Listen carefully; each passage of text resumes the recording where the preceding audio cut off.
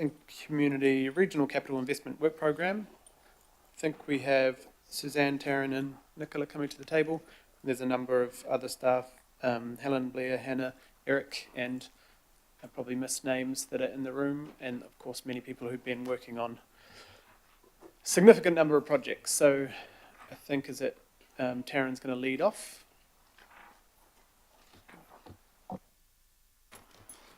Kia ora koutou, ko Taryn Krutoko Ingo. I'm the General Manager of Parks and Community Facilities.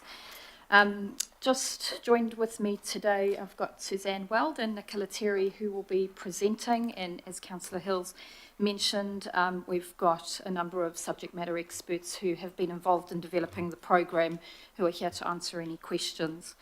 Before you is the approval of the Regional Capital Work Program, which covers our regional community assets and open spaces. It allocates regional funding and also our public art program. This won't be the first time you've seen the program, which is before you for adoption. We did circulate the draft program in May to all members of the committee. We had a drop-in session and then sent a subsequent memo in terms of some changes for the discrete projects. Thank you for all the feedback that we've had, and hopefully we'll be able to show how we've reflected that in the program. With that, I'll hand over to Suzanne, who will start us off on the presentation. Thank you, Suzanne.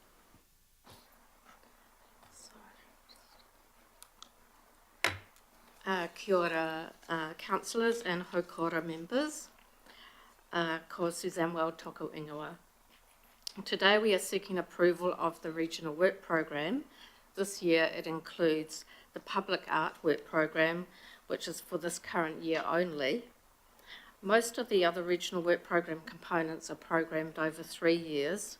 These include regional parks, farming, Auckland Botanic Gardens, Pukekawa, Auckland Domain, and cemeteries, and other regionally funded programs, which are the commercial and residential leases, slips prevention and remediation, seismic strengthening, and local parks and sports field development, also known as the Growth Work Program. I'd just like to highlight that the attachment C, which you will have had with the report, had some information missing, and so there was another amended attachment circulated to you, a replacement attachment. This year we are also proposing to include the discrete projects which have been previously known as OLLIs. Including them in this program should give them greater momentum towards delivery. The LTP has already set annual budget envelopes each year for these projects for the next 10 years, and so what we have proposed is how those projects should be phased in line with those budgets over the next 10 years, and Nicola Terry is here to talk about this in more detail.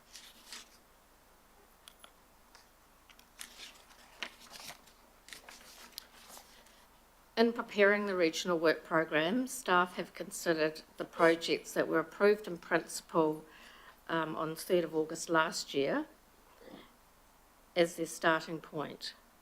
What we have proposed aligns with the new LTP objectives, such as making the most of what we have and prioritising Auckland's physical and financial resilience.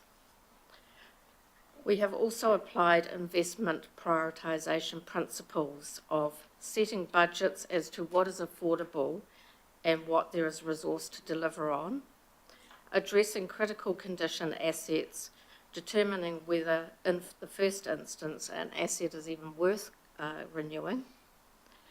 If it is well used and needed by the community, renewal budgets have been allocated to it. Staff have then applied the remaining capital budgets to projects that are needed due to population growth and or increasing community demand. Now, I just want to emphasise that the projects in the Regional Work Program have been assessed in terms of asset condition and current and future utilisation by the community. We have also considered feedback from elected members, both informally from the May drop-in session and from the subsequent emails, and formally by way of resolutions from local board business meetings held throughout June.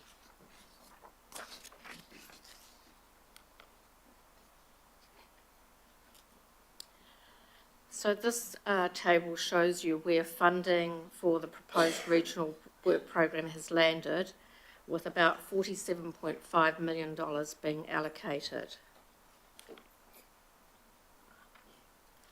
The first column is for years 24, this current financial year, and we are seeking approval of the work program for this year. The two following years, 25, 26, 26 and 27, we are also seeking approval for, in principle for those years. We are also seeking approval for the phasing of the discrete projects. And Nicola's here to talk about that. But before we do that, I'm going to hand over to Taryn, who will talk about the seismic strengthening program. Oops. Thank you, Suzanne. So in terms of the seismic strengthening and the allocation, we're really mindful of the LTP direction that's been set and also the commitment that government has made around reviewing the seismic requirements that we currently have to comply with. So for that reason, we've taken a very cautious approach to the proposal today, and we've only proposed 4 projects receive regional funding from the Seismic Fund, and those projects are the Nathan Homestead and Remuera Library, which were contracted out already and about to begin and underway. We've also proposed the Leeds Institute Library and Gymnasium continue with the proposed seismic funding there.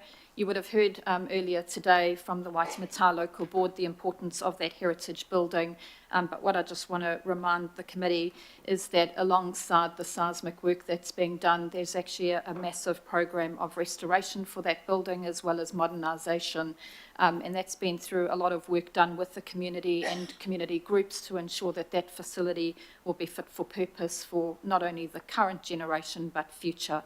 So there's been quite a lot of work in that, and as you know, the Waitemata Local Board have also looked to optimise other assets within its portfolio to invest funding in this much-loved asset. The last project that we have proposed receives funding is the Titirangi War Memorial Hall and Library, and that's for that reason is because we've got some significant weather tightness issues and structural issues with that building.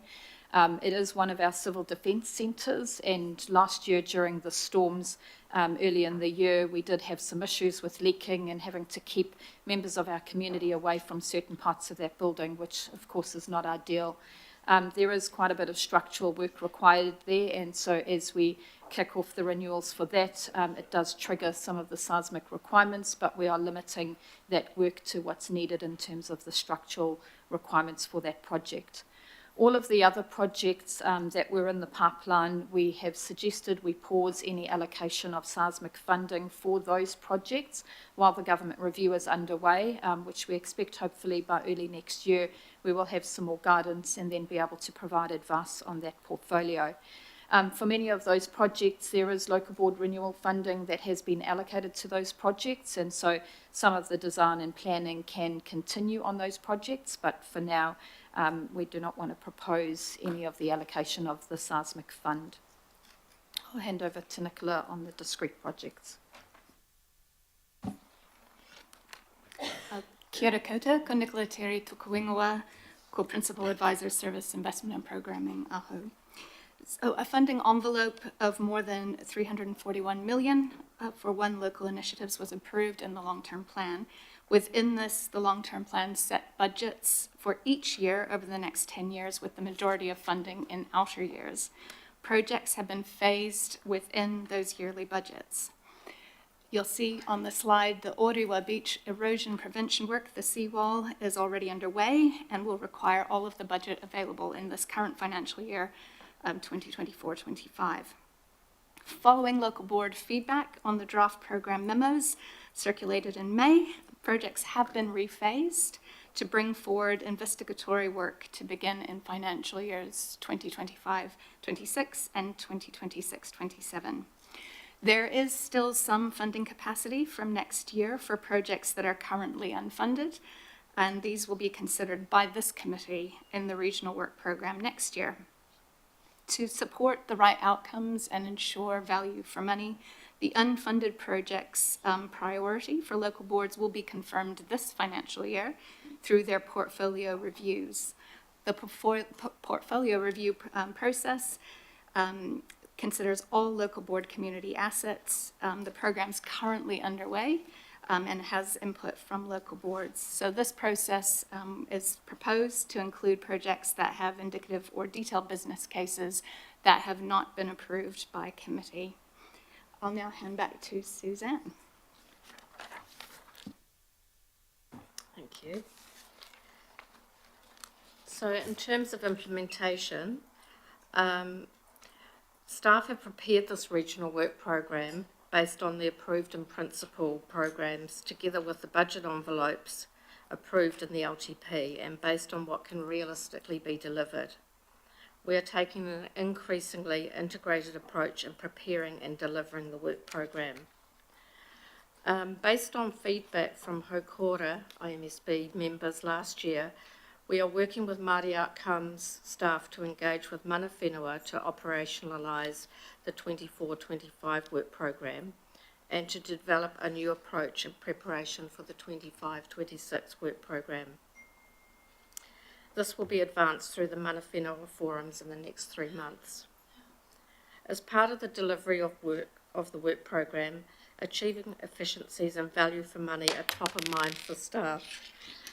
Some of the ways we maximise efficiencies are through applying the RAP or risk adjusted approach to ensure staff can adjust the work program if some projects are delayed. Staff also collaborate with the Council's procurement team and have used tools such as establishing specialised panels to identify industry expertise to deliver improved outputs. We are also increasingly looking at partnering arrangements with external parties, such as private sector parties, and with agencies such as Amatai, Tamaki Redevelopment Company, and Kāinga Ora. That's our presentation. Are there any pātai? Kia ora, thank you very much. Huge amount of work there. We've got first question, excuse me, from Councillor Newman. Yes, thank you very much to the officers for their work.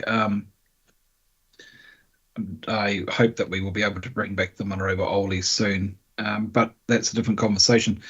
The question I had is really the timing of the seismic strengthening review, because I want to foreshadow that I will be seeking an amendment to the annual plan because I think that we do need to progress some of the seismic strengthening work within the portfolio, and I don't want that to be delayed because of an external review when a lot of that seismic strengthening work isn't actually about heritage buildings, it's about current buildings that provide a lot of amenity for groups, particularly in relation to sport, and I don't want to see the momentum lost around that.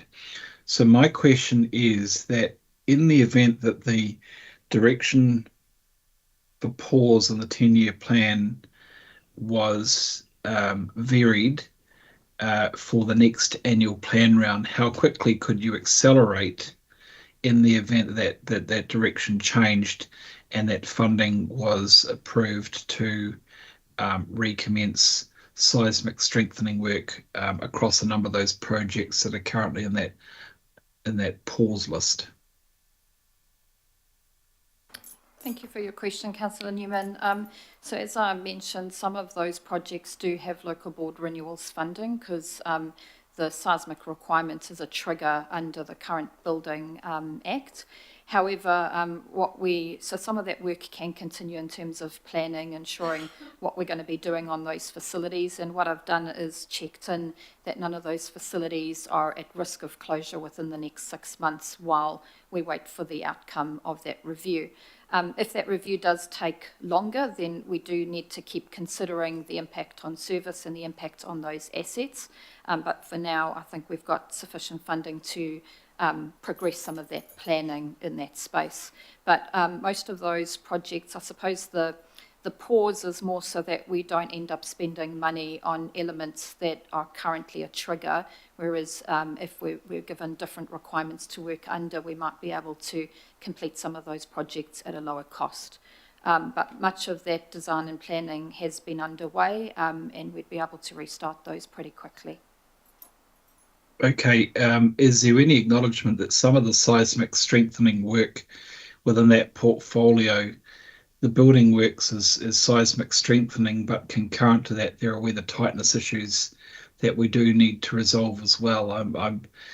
I'm concerned, I suppose, Taryn, that a direction that we've given to one aspect of building works, i.e., seismic strengthening, is affecting the portfolio beyond seismic strengthening with weather tightness and frankly, these buildings, while they sit in abeyance, even if we're planning and thinking about it and whatever we're doing, the cost of what will need to happen will go up the longer we wait.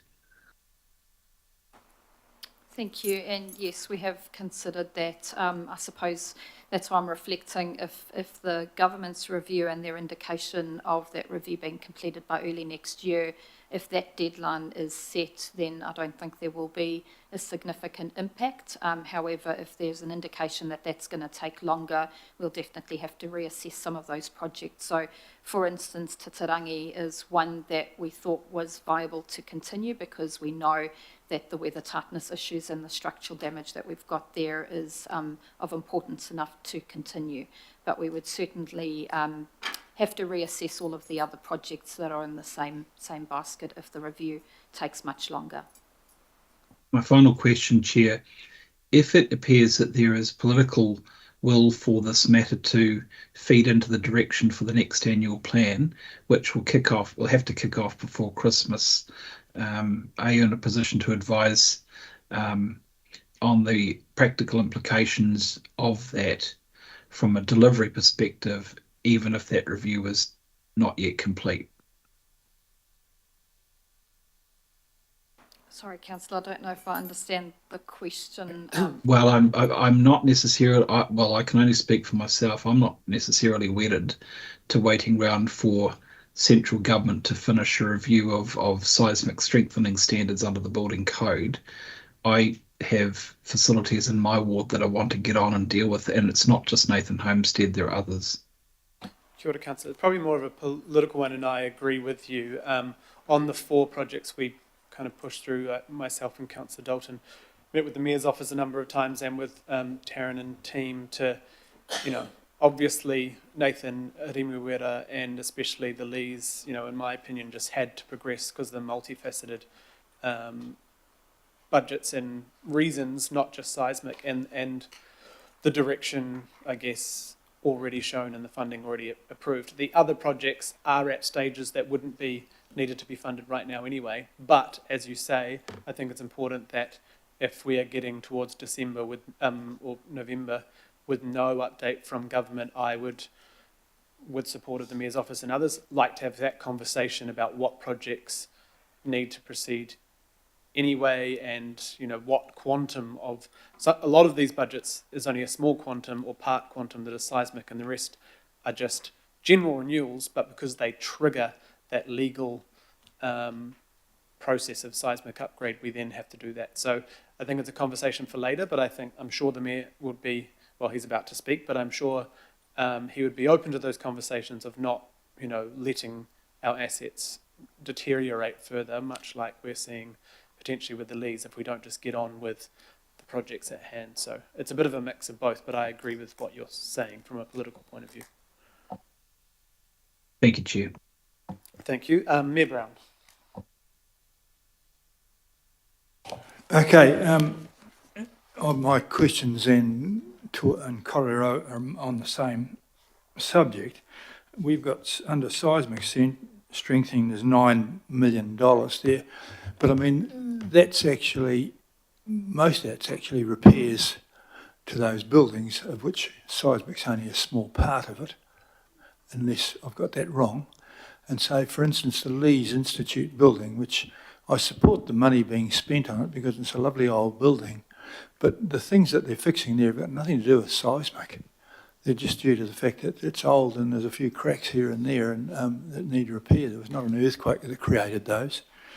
So I want to know, could we keep that money and have that up as renamed as a repair fund for much loved buildings? We could even call it a volcano strengthening, because there's more likely to be a volcano underneath Lee's Institute than there is an earthquake. So I don't mind doing up the Nathan Homestead. I just think that it's ridiculous that it's triggered by nonsensical seismic rules for a building which is timber framed, and it's not going to improve its seismicity. It's going to just fix up a building that was a bit tatty. And so I don't want to stop Councillor Newman's need to do some upgrading of some tatty buildings, as long as they're much loved and used. But my problem is that these things are triggered by a rule which says if you spend $150,000 on a building, when it will be due to the fact that it's leaking, and in some buildings I've seen that's just the repairs to the air conditioning unit, and all of a sudden you've got to meet a whole lot of seismic, spend a whole lot of money to save the people from something which isn't going to happen. So I think there's a way through here. On Friday, some of my staff are taking Minister Pink through a building in Lawn Street, which has just had $1.5 million of money absolutely wasted on nonsensical bits of bolting on of steel into a concrete building, which is never going to, for which they will have no impact whatsoever, other than it meets the need to tick a box from MBIE. And if any of you are interested, I might take some of you along. If you want to see $1.5 million burnt, that's it. So can we rename it and hold that money and just say, I don't want to stop spending on good repairs like the Lees and the Nathan Homestead, all these ones. It's just triggered from the wrong reason. Is there a possibility to change that, please? Thank you, Mr. Mayor. Through the chair, I'd welcome the opportunity to bring some advice back to look at how we reuse that fund. And there's a couple of options there in terms of even including that fund as part of the local board renewals programs, because you're right, most of the projects that we're currently assessing and putting forward are triggered by the renewals requirements. And so even in the case of Lees, it's not 9.6 million worth of seismic fund. Historically, that fund, when it was originally set up, when the legislation came in place, there was assessments done of our really high-risk buildings and really low ratings, and in particular a suite of buildings that were selected that received additional funding through the Regional Seismic Fund, particularly where they were heritage in nature. So yeah, that's absolutely something staff could do, is look at how we use that fund going forward and bring some advice back to the committee.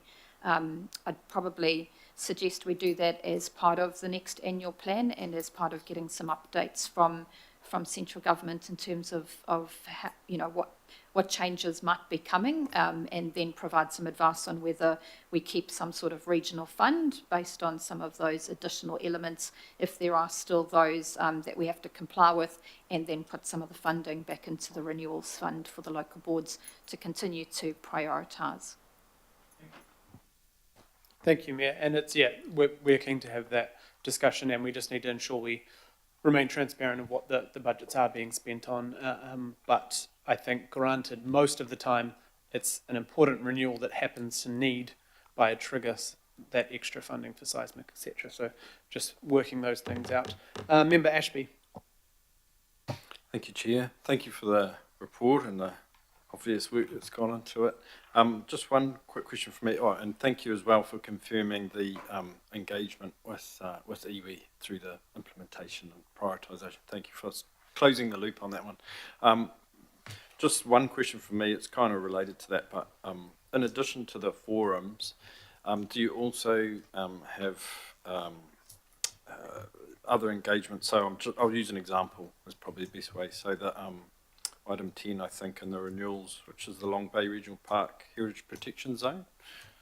Don't worry about I'm not going to ask the super detail of it, but the background of that included Heritage New Zealand and very specific iwi. So I'm just trying to make sure that when you're going to do that engagement, you're digging into the where you can, how these things came about, because my suspicion is, using that as an example, if you go to that forum, no one around that table would remember or know anything about it. So it's just making sure that in addition to that, you've got the right information in front of you to engage in the right way. That's all. That's just it's not quite a question, sorry, but it's just a little note. Thank you. Do you want me to? Oh, kia ora. I'll just maybe respond, Member Ashby. So yes, we do. The forum is just one way of engaging, but you've met Michelle, who I'm very lucky to have as part of my team earlier today, and part of her role is providing advice to our project managers and making sure that we've got the historical information on hand and that we're engaging with the right parties. So yes. Thank you. Councillor Darby. Thanks, Tim. Can you tell me what the benefits are of a public art program? How does that fit into our city? That's the key question. The other question is, how much is that program, which is identified for being zero budget for the 2 following years? I can see the allocation on the first. How much has that program been reduced from pre-COVID to now? What does that number look like just pre-COVID, 1920, through to now?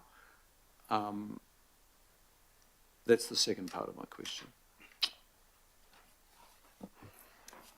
Kia ora koutou, ko Hayley Waters, Te Ingoa, Co-Manager Public Art Aho. Thank you, Councillor Darby, for your questions. To answer the first one, what is the value of a public art program, I think is what you're asking. Speaking on behalf of Auckland Council, public art is a vital part of our city. And the program that we develop has wellbeing outcomes. It has outcomes in terms of culture and identity. It has outcomes in terms of belonging. It has outcomes in terms of telling the story of our city and of our people, and I think it is something that we need to ensure is strongly represented across all of our Auckland Council work programs. I hope that answers your first question. Can I just come in on the supplementary to the first question, and you can come to the second? You say it's vital. How come something that is vital to Tāmaki, to us, goes from the numbers you're going to tell us very shortly to the numbers in that 24, 25 to 0? If something is so vital, how do we lose it? Thank you for your question, Councillor. From a funding perspective, I think you will recall in prior financial years, particularly around the emergency and recovery budgets, the Public Art Work Programme had a 70% cut to its programming. Happily, our budgeting has returned to our pre-COVID levels, so the budgeting that you'll see, if it's 3.4 million, is in line with prior financial years before COVID. In terms of the Public Art Work Programme, what we're presenting today is a one-year view, but that's not to say that we don't have aligned funding at the same levels for subsequent financial years. So we'll be coming to see you next year with a work programme in line with figures that you see today. Just thank you. So the pre-COVID budget, and say 2021, let's say take that number. No, it would have been actually 1920, wouldn't it? 2019-20 was around about 3-4. That's correct. Okay, and this current number, you say being restored, but that's not restored because we've gone through a high inflation period, and that impacts this area as well. So it's actually, it's not really restored, is it? We're still well behind that period. Thank you, Councillor Darby. I think from a 3.4 perspective, potentially slightly less to your point. In terms of specifics, I'd need to talk with my finance team and come back to you with percentages. And just, sorry to labour this, but for those intervening years between 1920 and say, what is that, 23, 24, do you have off the top of your head the numbers for those intervening years? Sorry, in terms of the Public art program. for the financial years during COVID? So, or- yeah, since COVID, through that emergency budget years, up until the last budget, the last annual plan budget. Not off the top of my head, apologies, but I can certainly follow up and provide that information. But I'd be correct that they were significantly slashed. That's correct, Okay, thanks team, appreciate it. of course. Thank you, Councillor Darby, and it would be good to have the detail because some of that was due to deliverability, like Taryn might be able to explain that during that time we had a significant drop-off on the ability to do. So I think all similar budgets were slashed, not maybe as much as public art was, to be honest, but yeah. I'll just briefly comment, Chair. So probably less about deliverability when it was the emergency budget, but as you'll all recall, the really difficult decisions around reductions within some of the community programs, and unfortunately across the whole of parks and community related budgets, including public art, there was significant reductions in that program, and unfortunately through that decision making, the public art fund, as Hayley mentioned, was significantly reduced. So as we've kind of come out of that period and returned to more investment in this area, it's been good to see the recovery, but as Councillor Darby has mentioned, there is always that backlog of where we haven't been investing in the past. Definitely. Councillor, Deputy Mayor Simpson. Actually, no, I'm going to leave it because Councillor Darby asked all my questions really, and I suppose all I will say is I'd like to come and talk to you about this budget and its implications in more detail because I have some concerns as well. Thank you. Right, are there any other questions? I think that is... my only probably question is, this is obviously a huge number of projects right across our city, but often we don't get to see I get sent some, and I'm sure people notice things in their own wards, but if we could get a bit of a update like the local boards do with some pictures and some things, of what the outcomes are, because they're pretty phenomenal, some of the things that I see come across through my emails, but I'm sure everyone would love to see those updates of all the good work that many teams and contractors are doing out there in the city. So thank you. Right. Sorry, Councillor Bartley, you have a question? Or A question, please. sorry. Thank you. Yep. Following on from Councillor Darby, so if we want to see public art, some money put in public art for the following 2 years, is that an annual plan discussion? Because some of us elected members want to see public art funded by Auckland Council, not just in the city centre. So, so just to confirm that Hayley did say that there is the same funding every year, so 3.4 million definitely. But if we want to see an increase from the 3.4 yearly, we would have to speak with the mayor and discuss. It's just that in that graph it says NA, so to me that looks like nothing. It is well, I'll let Hayley say it again. But basically, most of these are 3-year programs, but the public art is just showing one. But the budget sitting there is allocated, but it is not funded to projects. Is that the way I understand it? Kia ora, Councillor Darby, thank you. Sorry, Councillor Bartley, for your question. Just to confirm, the figure that you're seeing today is for the next 1 year period. We will come to talk to you next year about the subsequent work program, which will be a similar figure. So we are just talking about a 1 year program today. But that's not to say there is no allocation for public art in subsequent years. So just to confirm. Okay, is there? Pardon? But why not? Oh yeah, why not? Annual plan, yeah, which is what I kind of said, because that's that's worrying. You know, like just seeing that graph gave me a headache. But okay, all right, take your word for it then. Thank you. It's Sorry, just supplementary on that one. Kia ora, Councillor Darby. The question is, everything else has got an allocation in those subsequent years. And if it's not there now, there's a question mark hangs over that program. It does. It's not allocated. And even though I really take your words, and I know the effort that you're putting, but why could we not allocate now for those subsequent 2 periods if the intention was to make that spend? Why not? Thank you, Councillor Darby. So just to be clear, we operate as under the long-term plan. There is a yearly allocation for public art which has been confirmed, but the detail of what the program entails is talking about the program over the next 1 year period. So there's definitely money that has been allocated for the progression of the public art work program over the next 10 years. But the detail that you're seeing is across the next 1 year financial period. Thank you. I think it would be potentially, and maybe another discussion for a workshop.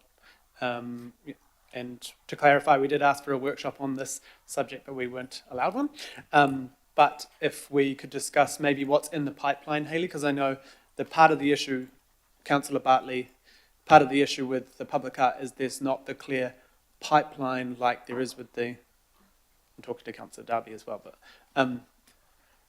Councillor Darby and Bartley, the issue with the Public Arts Fund, which we can get Hayley to maybe bring a memo forward, there are other projects in the pipeline, but not at the state where they could be presented here to allocate like we are with the, say, the seismic or the SLIPS funding and different things. So it's just, I think, it's not an omission on purpose, it's the fact there's not the projects necessarily or the artists brought on board or things like that, where it's quite different to community assets, where there's a bunch of 4 and 5 assets sitting there waiting to be funded all the time. So maybe that's the nuance, but that would have come out in a workshop if we, I guess, were allowed one.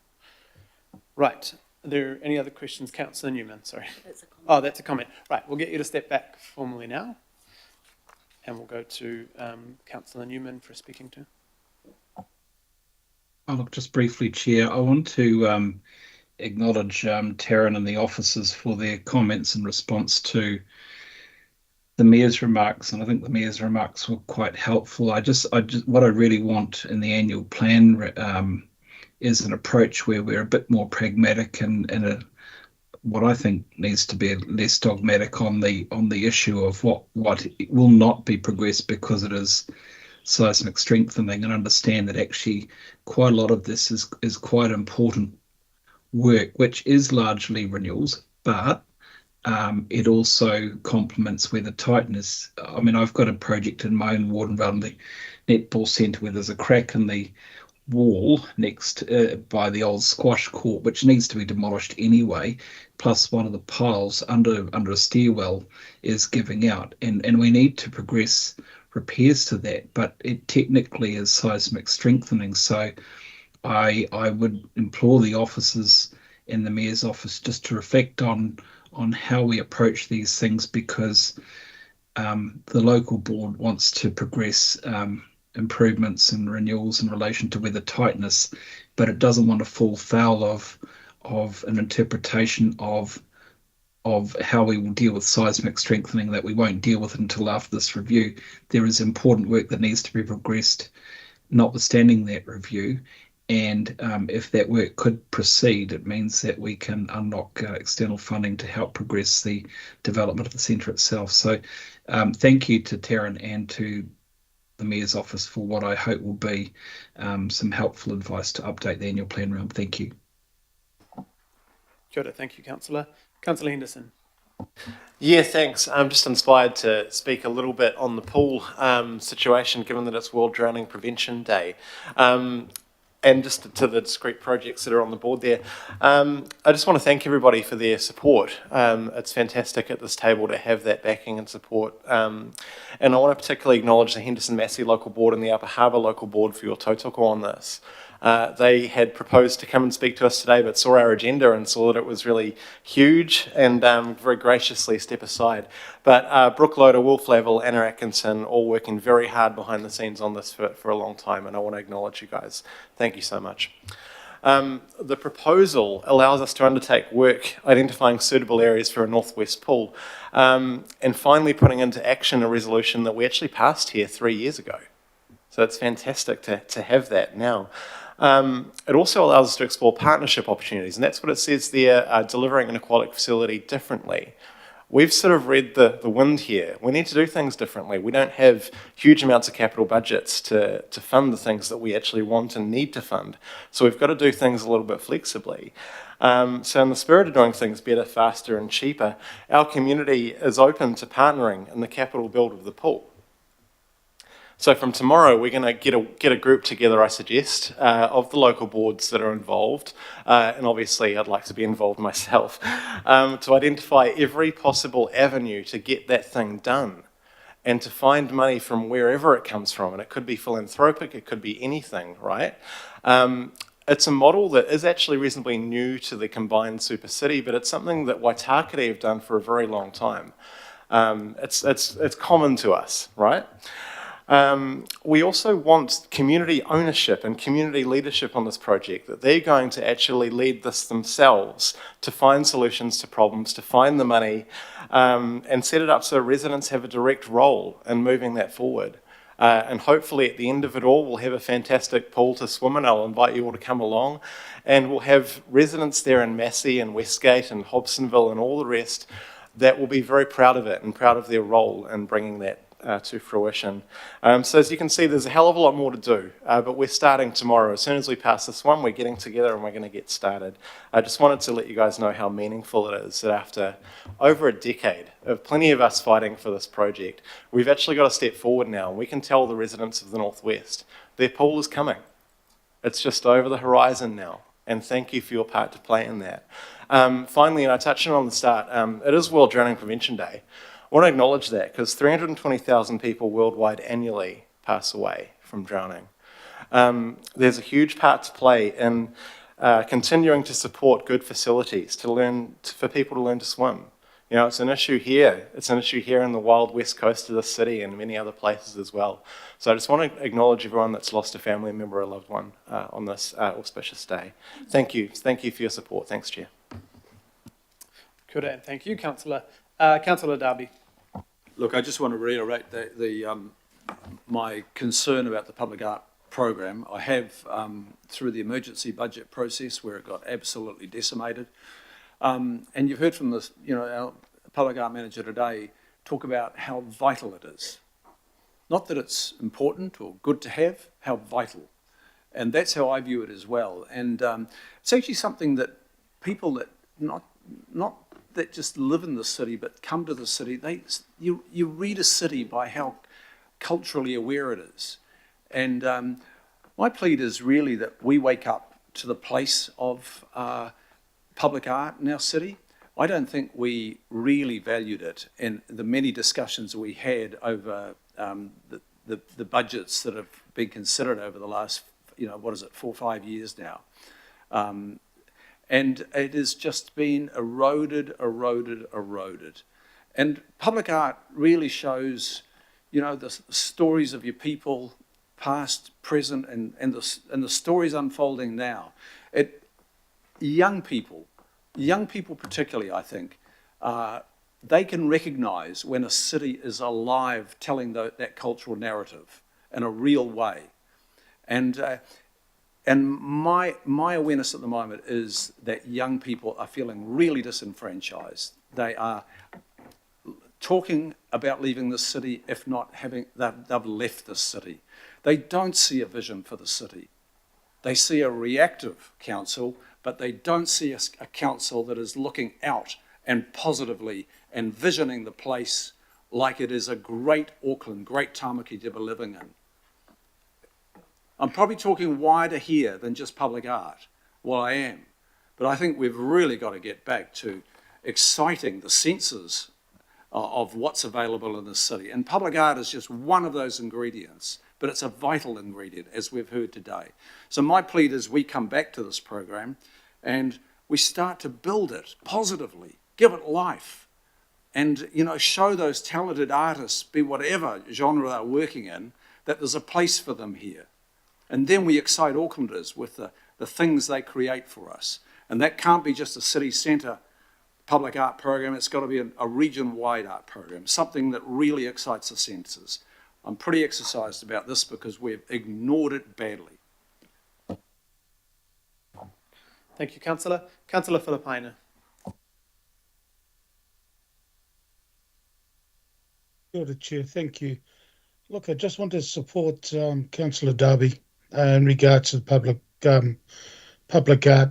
I know that I think it was 30th of July when the emergency budget in 2020 was adopted. The public arts budget was slashed from 3.28 million to 1 million for 2021. Now, even then, and going back to the Parks Arts Community and Events Committee, it was pointed out around the public art being crucial. The word that Councillor Darby and our staff used was vital. Totally agree with that, Councillor Darby. It was, and it had its own agenda item in October of, I think, October of 2020 in regards to that budget. So fully support what you've just said. I look forward to the figures, especially in the intervening 2 years, which has NA under it. So I look forward to that. Kia ora, Chair. Thank you. Kia ora, thank you, Councillor. Councillor Fully.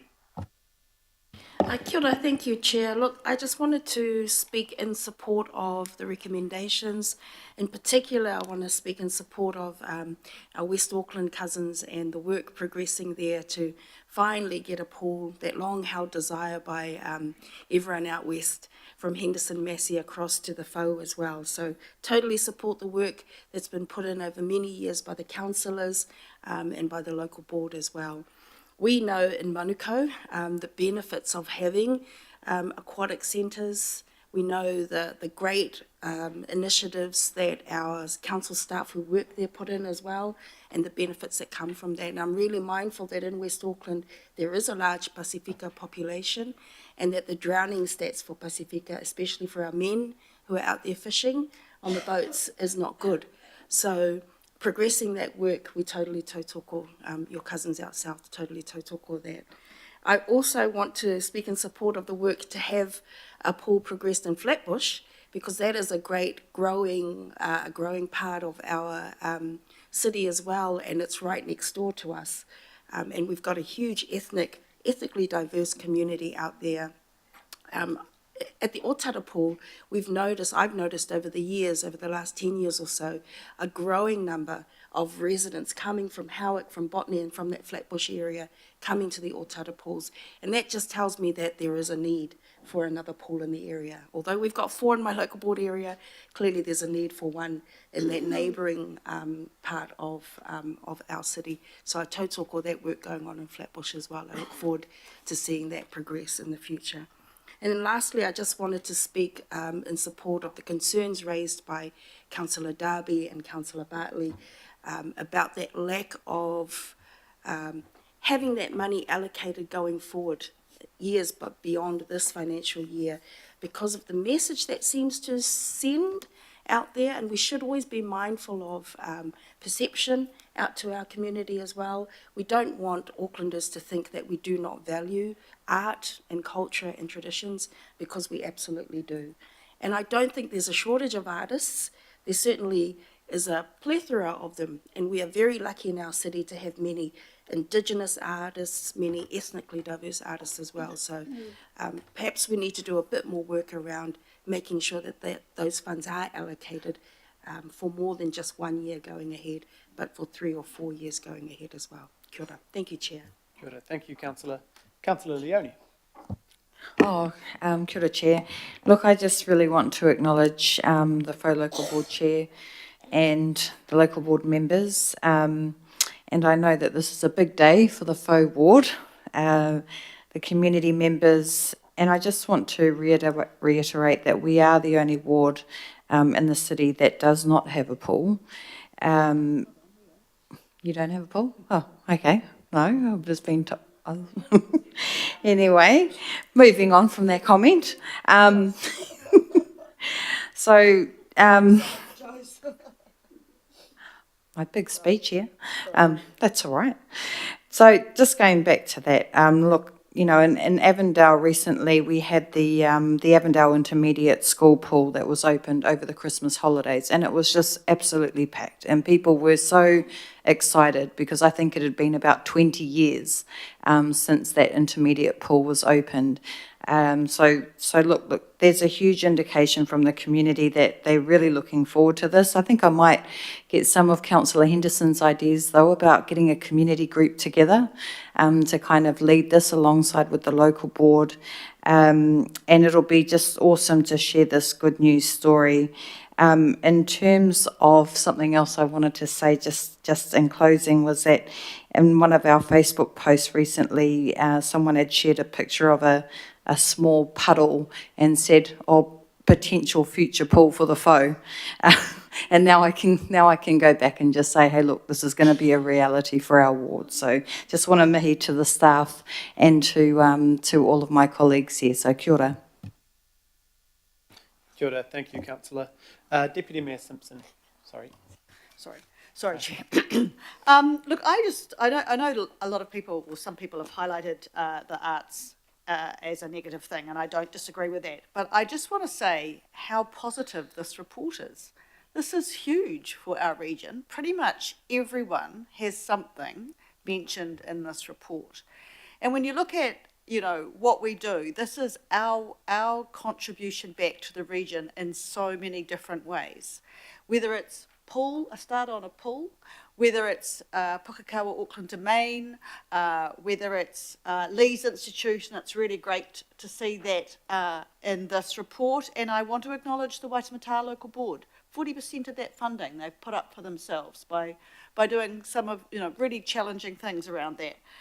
From the Nathan Homestead, Remuera Library, Titirangi War Memorial. There's so much in here, and I just think it's worth celebrating. I want to say a huge thanks to you and your deputy for this paper, the way it's been put together. I want to acknowledge the staff who've put, you know, so much work into it, and it really is, I think, something worth celebrating. And I just really hope, dare I say it, that, you know, media put up some positive stories around the investment we're making, even though things are tough, that we are making right across our region in so many different ways as a result of the decisions we're just about to make. So I stand 100% behind everything, and I just congratulate you,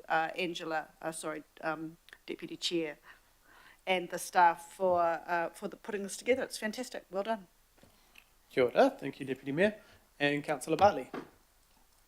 Oh, thank you, Chair. I was just looking because I didn't see anything in my area, but it's all good because there is mention of Maungakiki Tamaki in local parts and sport field, so I'll leave it there. But with my regional hat on, just want to acknowledge and support what is proposed. I remember Julia Parfitt inviting us out to Orewa to come and check out how bad it is over there. And so I did venture out that way. I don't normally venture out that far, but yeah, and I saw for myself how bad it was. So it's good to see, you know, that we're going to do something there. And it helps when people in my own area say to me, why aren't you fixing the coastal walkway in our area? Well, it's not as bad as what's going on up there. So I can understand why this is prioritised and we're investing out that way. Howick Local Board, yes, support that. My family live in Howick and we paid for the kids to go to their swimming classes at a private facility because there wasn't a local pool out there for them to go to. Faux and Henderson Massey, I feel sorry for you guys when you talk about how you don't have a pool. In my area, we have 3 pools. So I support the investment going there. And I remember Kaipatiki Local Board coming to us about the Birkenhead War Memorial Park for many years. So I think it's, support what's being proposed. And finally, Councillor Henderson gets this pool that he keeps advocating for out in the west. Thank you. Kia ora, Councillor, thank you. Are there any last requests? Oh, sorry, Deputy Chair. Thanks, Chair. But the Deputy Mayor actually stole my rose-tinted glasses moment, as she does. I just wanted to also appreciate the staff and actually all the projects that are in here. And when you look back, I was talking to someone in the Mayor's office the other day, and we felt like it had been 7 years of a budget hole and achieving not a lot except for filling holes. We had the drought, we had the CRL, we had COVID and continuing COVID and everything else that came along. And now look at these boards that managed to hold up their Oles as a priority through all of those years. They continued their advocacy, and here they are. They've got them. They kept them as a priority. I remember the regional arts budget being cut back under COVID, but to see now, and we do have $3.4 million over 10 years, so not all is not lost. So we will be able to deliver more public art, but except that it's going to take us a little time to gear back up to where we were, but we must hold fast to those priorities that are important to us and not get them lost, because they might not be the priority of everybody. So I think, considering how difficult it's been over the past 7 years in particular, that this is really looking like the light at the end of the tunnel. It really feels like we can get in and do some mahi and deliver some good projects for our communities and for Greater Auckland. So thank you to the staff. I got that email with all of the reports and thought, holy heck, there was so much information in there, but it was really positive reading. So kia ora. Thank you, Chair, for your advocacy. I know you've had to spend a bit of time in the Mayor's office and probably every office from level, 1 right through to 28, speaking to people to ensure that this work program got over the line. Thank you. Kia ora, thank you, Deputy Chair. And yes, I'd just like to speak briefly as well. I mean, this is a $47 million allocation and a significant investment across the Auckland region. We're ensuring our regional parks continue to be treasured spaces for both locals and visitors. Some highlights across the work program include renewing popular tracks at Shakespeare, Long Bay, upgrading the toilet block and car park at Tā Papakanga Regional Park, and investing in predator-proof fencing again right across the network. Obviously renewing the areas and the courtyard, the paths, the water features at the Botanical Gardens continues to provide a welcoming experience. Significant investment at Pukekohe, Auckland Domain. Of course, the investment in our seismic strengthening, which I have had the most feedback on ever on this proposal. So I know the Friends of the Leas here and community and local board and others, we had to stress very deeply to the Mayor and the Mayor's office that this was an important project to proceed, and he did agree once he understood the broader parts of that budget, and that project is not just a seismic strengthening project, but it needs to happen. It needs to happen now. Obviously, the slips and the funding that is going towards fixing many of our assets that were ruined in the storms and the floods. So that's additional work the staff have been doing on top of the current Category 4 and 5 assets.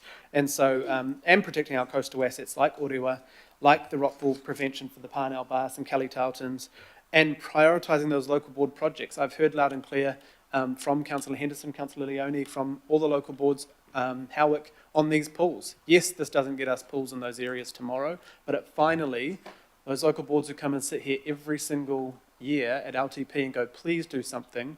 And like with Kaipatiki, I think the grandstand came down last year I was on the local board, so that's a long time for that war memorial to be sitting there, not having any focus on it. To see that move forward finally is really important. So I just want to thank everyone. I know this is a long item, but it is a huge number of projects in our community, and they're really, really crucial for the vitality. The Public Art Fund, just want to, on the record again, make sure that budget is secured every year. It's just those projects coming through. And it's a small team working with artists, working with a panel, You know, we don't want to start making us choose art by committee. That's not a good thing for elected members to be doing, but, you know, those things that we will see popping up around our communities and improving the current art collection is really important too. So just want to thank you for your time. Councillor Stewart would like to speak. I just want to acknowledge once again all the work that's going to happen, and I think we just need to have some of those presentations back on what does get done, because we sort of miss the great things if you're not walking or on the bus going past these assets. So Councillor Stewart would like to finish off.